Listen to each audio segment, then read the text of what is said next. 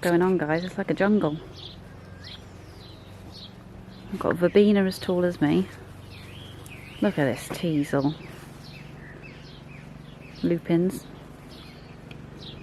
Polytunnel. Teasels everywhere. We didn't plant these. You know what teasels are like. Straubs. They're actually going red, but as usual, the slugs are eating them. Veg patch. Built as a direct response to coronavirus. We didn't have that last year. And then this is the rose that I humiliated myself with a ridiculous tripod that I've made in order to capture. Look at it now. I cannot describe how amazing it smells, and yes, it is taller than our house. Pretty, pretty. Hi, I'm Charlotte and this is Tired Mama Tries to Read. So I'm back for Tired Tuesdays. We've had a couple of weeks where I've done some different videos, and I'm not leaving the message of those videos behind. But I'm going to move on to some of my reading that I've been doing, and you know, I just feel like it should all be incorporated into future videos, and if you've watched the other videos you'll kind of know what I mean by that. So I'm gonna, this reading sort of goes back almost a month now because some of it was going on before the 2 weeks. So I finished Pale Rider, which is the Spanish flu of 1918 and how it changed the world by Laura Spinney. This was published in 2017, so this predates our current pandemic, and it is sold out pretty much across the globe, because it is a really good kind of historical but pop historical, you know, it's accessible historical study of the Spanish flu. And when you're studying something like, you know, the Spanish flu, you are studying so many different things: sociology, economics, politics, warfare in this example. You know, there's loads of information about the way that the World War I spread the Spanish flu around the world. There's tons of stuff on racial dynamics. There's stuff on feminism, you know, who is there to care for the sick and who will be more susceptible to catching or the flu, or be so run down by looking after the men of the household, etc., etc. There's stuff on education. I mean, really, it's one of those amazing subjects that unites everything, and we know that because we're living it, you know, and we're seeing how this question of health and this question of the coronavirus is impacting upon everything. You know, we've had this whole world that we felt couldn't be changed, that it was written in stone. This is how we are living. This is modern life. Look what we've built. And it's been brought down by this microscopic bacteria. No, it's not bacteria, is it? It's a virus, which is even smaller, as I've learnt. This tiny virus has changed everything. So I kind of wanted to know what was to come and what would possibly be the scope of what we're going through, because the news outlets, even things that I used to consider reputable like the BBC, I don't feel like we're being given appropriate information or enough information. So for example, in the UK, since our death statistics just massively overshot Italy and Spain, who only a month or two ago we were all feeling terribly sorry for here in the UK, since they've overshot them, they've just stopped showing them. It's like, oh, I don't know whether their thought process is we don't want to depress people, or whether there's something more sinister afoot politically, but we're just not being shown them. So you kind of have to go digging for the statistics, and they're massively wrong anyway in this country. And she, Laura Spinney, when she's talking about the 1918 flu, she shows you how wrong they were at the time. That the sort of speculation as to how many people became ill at the time was wildly wrong in a lot of cases. And the idea of tracing the virus was wildly wrong. You know, it's called the Spanish flu, but it's really fascinating the way in which it absolutely was not from Spain. But at the time, it proved very helpful for a lot of countries to think it was from Spain.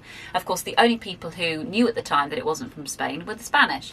So really interesting. And even now, going, you know, with the benefit of hindsight and all the technology we have at our fingertips, it's really hard to say where this originated from and in what way. So there's loads of stuff that you learn, and I found that even though I didn't feel comfortable, I didn't want to read a book about a pandemic in a fictional sense. I didn't want to read I didn't want to read anything that would stress me out, which you'd think, is this not a bad choice? But I kind of wanted to educate myself. So I've talked very briefly in the past about the fact that I've got emetophobia, which is a fear of vomiting. And so you'd think, oh, well, you know, the Spanish flu isn't, not Spanish flu, coronavirus is not going to necessarily trigger that. But I've also got germ phobia that's pretty much sat alongside my emetophobia, you know, for decades now. So yeah, this is not a great time for me, and I feel that information is actually good. I don't want to scare myself, but information that is impartial as it can possibly be is good. So what could be more impartial than a book about something that isn't, you know, it's about the past, it's about an event that occurred, it's not about the current situation, but it might cast a sort of mirror to the current situation. So what I did when I first got the book was I never would do this in any other situation, but I skipped straight to the back. And I read part 8, Roscoe's Legacy, which was all about sort of where do we go. Afterward, on memory. Oh, there was another bit actually. Yeah, so I basically read the end to see what the predictions were, because Laura Spinney is writing from a time of, you know, blissful naivety about what will occur in 2020. Yeah, and I did find that very interesting. Then I went back to the start, and I would just recommend it. Very well written. 2 points though. There's a couple of times where she uses language, and I don't know whether it's because I feel like this book was a long time in the making, and that perhaps and I mean a long time in the making, I'm thinking decades, and maybe some passages within it sort of predate our modern terminology and the way we talk about things, but how that passes in editors' eyes without them correcting it before it's published in 2017, I don't know. There's a section where she talks about African Americans and the impact upon them in a certain city, and she talks about African Americans and coloured people, and then continues to refer to the people who I still couldn't quite identify who she was talking about. She talks about coloured people.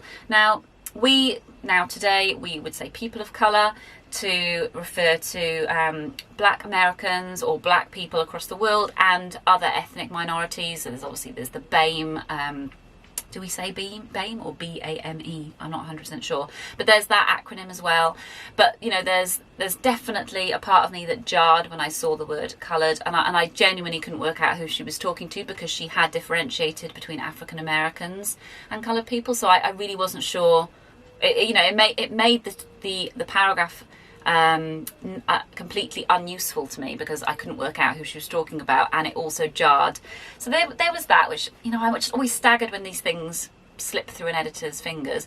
And then there was a bit where she referred to autism as a disease, which yeah, you know, it struck me, and I thought, okay, but is it science? You know, I would never refer to autism as a disease, but is it scientifically in some sort of technical jargon? Let me just look. And I just double checked just to make sure, and you know, no.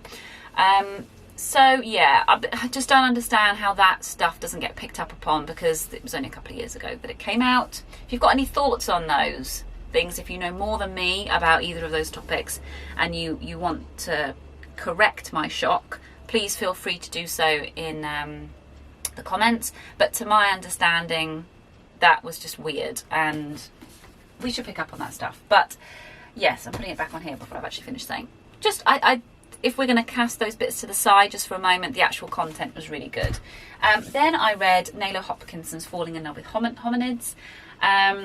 I bought this book originally for the POC-a-thon like 2 years ago, and never got round to it. And this is the great thing about readathons, which I'm trying really hard to get into in the sort of second half of this year, is that it does make you pick up books on your shelves that you not necessarily, you know, something else more glamorous has come along basically. And I buy books on so many subjects, and then I move on to something else that I'm interested in typically. So, you know, last month or 2 or 3 months ago, I was reading about trees, and I was obsessed with trees, and I bought tons of books on trees, and I've read about 2 of them. So that's, you know. So this I bought for the POC-a-thon, and then I didn't do it. And I'm not really into fantasy. I'm not a genre reader. And it's short stories, and I was a bit like, you know, I don't know if I'm going to get on with it. But let me tell you, I think this might be up there for Book of the Year. It was a complete shock. I love the stories. I love the unpredictability of what was going to happen in each short story. I just cannot fathom how someone can imagine that way. And the characters themselves were so completely drawn within such a tiny space. Some of the stories are like 3 pages long. It did that thing that short stories do, which makes me crave a bigger novel. So I have ordered her novel, Brown Girl in the Ring, which will hopefully arrive in the next couple of weeks. I think loads of stuff that are written by any black authors are hard to come by now, which is great in one sense, but let's just hope we all read them. All of us that are buying, let's hope we actually read. So I would 100% recommend this. I didn't know at the time, but this also ties in with Pride Month, which is another sort of loose topic that I'm trying to tie in with this month with my reading. Loads of the characters in here were written from a queer perspective. You've got couples that are gay couples. You've got some characters seem to be non-binary. Nothing was explicitly said because they were just part of the story. That was just how the stories worked. It was how the characters worked, and I loved that. It made it seem so natural because it should be. So I really, really appreciated that, and I'm assuming that a lot of her work is like that. Then I read Unicorn, the memoir of a Muslim drag queen by Amrou Al-Kadhi. Amrou's pronouns are they and them and theirs, so I will attempt to get their pronouns right. I do slip up on this, and I find it very frustrating within myself that I do that. So I will, I'm trying to read more books by and about characters that are not necessarily going to fit into the sort of gay, lesbian, cisgender, or any kind of thing that we necessarily think of when we automatically think of Pride. I'm trying to read something more diverse. So non-binary is one of the gender, sort of part of the gender spectrum that I feel like I need to explore more with my reading, if any of that makes any sense. I think I talked about this when I read C.N. Lester's book, that I just found it really difficult to talk about trans folk without falling over my words. I didn't want to say anything offensive, and I was really aware that I'd never spoken about trans identity in my life, and so I felt that everything I was saying, potentially, I just was missing whole words to talk about trans identity and trans folk. And I feel the same now, which is why I feel like I'm on the alert to use the right pronouns, and hopefully it will just become normalised within me and I'll actually be a better person for it. So back to the book. It was amazing. So the life that Amrou describes at the beginning is when they're in, it starts off in Iraq, I think. And yeah, growing up in a strict Iraqi Muslim household, it didn't take long for me to realise I was different. When I was 10 years old, I announced to my family that I was in love with Macaulay Culkin in Home Alone. And then it goes from their journey from Iraq to then getting into Eton College, which is a challenge they set for themselves, and then into Cambridge, and then how they somehow, out of nowhere really, start a drag act called Denim, with several other performers. It's really awesome. So first off, I just want to say that the way that they write is just so accessible, but also just wildly intelligent, which is that magical combination. The type of complexities that are described in Amrou's experience are just the sort of things that you could never know unless you actually let that narrative in. So the fact that they become Islamophobic by their own description during their time between sort of Eton and Cambridge and slightly beyond, in order to kind of get over the fact that they don't feel accepted in their own cultural space, in their own family space, they just completely reject it and become as I say, Islamophobic, and they start to paint their mother as this demon figure, and she does some awful things in this book and says some awful things, but as Amrou later relates, they're not the demon that was kind of portrayed when Amrou was in Eton and Cambridge. It was just this need to escape from the bonds that their family were trying to inflict upon them, that then caused them to just rebel from that to the point where they became Islamophobic and fulfilled all the stereotypes that they knew the white you know, audience around them were expecting. So all of their friends, co-workers, other students, you know, they just tapped into, you know, what was already there, which was this need to hear that the Muslim faith was cruel and restrictive and, you know, unloving, essentially. So at the end, there's an amazing journey where, you know, everything sort of comes full circle, or almost full circle, and I just really loved it. I love the fact that it just wasn't what I expected it to be, and the honesty with which Amrou relates what is an incredible life already at such a young age. Also, I just love living in a world where you can put on Instagram that you're reading a book. You know, I wrote it on Amrou's drag profile, which is Glamrou, and I commented underneath one of their pictures about the book, I'm reading it now in the bath, and they responded to say that they were glad. And it's like, you know, that's nice, isn't it, when you can directly interact with the author. And now I've started Patsy because everyone else is reading it, so why not? Again, I've had this on my shelf. Do you know what? I was going to say for a few months, but that's not true. I've had this on my shelf since last summer. So this is another example of me just like falling for the hype of something, and then I see something else and something else and something else. I'm not as into the British cover as I am the American one. I think the American one is so much nicer. But I do still quite like it, and it's got a nice inside jacket of some kind of leaf, I'm not sure which. It's a chunky book. It's over 400 pages and the writing is really small. And so it's going to be a journey. But if you've been living under a rock and you didn't know what this was about, this is about Patsy, who is a Jamaican woman and a mother to a 5-year-old, I believe that the little girl True is, and she gets a visa for America, which is meant to be a visa to just go visit, and she goes to New York to find her long lost love, which is her childhood friend and presumably lover. It hasn't been explicitly said so far. Is it Cicely? I keep wanting to say Cecilia. Cicely. She, you know, feels restricted in Jamaica. She can't be gay in Jamaica. So, and she's not got Cicely in Jamaica. What she does have in Jamaica is her daughter, who she does leave. And so, from what I've heard from people who've already read it, you know, it's obviously going to be a very difficult book in places, because you've got a main character who has done something that in our society we find abhorrent, you know, the idea of abandoning a child.